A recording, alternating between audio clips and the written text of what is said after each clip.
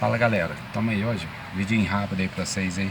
Parceiro nosso chamou nós na oficina, ó, barulho na traseira do Jeep Renegade 1.8 2020. A mola pegando na carroceria, olha lá pra vocês verem. Olha lá o sinal ali, entendeu? A mola pegando ali. Como é que solucionou esse problema? Muito simples, tirou o amortecedor, rebateu ali, soltou os parafusos, chegou pra trás, entendeu?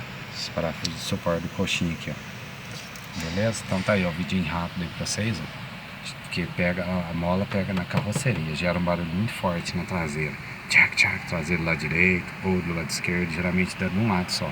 Beleza? Vidinho rápido aí, simples. Solução rápida, sem gastar com peça e nada, beleza? Então valeu aí galera. Tira o para-barra pra vocês fazerem esse serviço, plástico aqui de trás, beleza?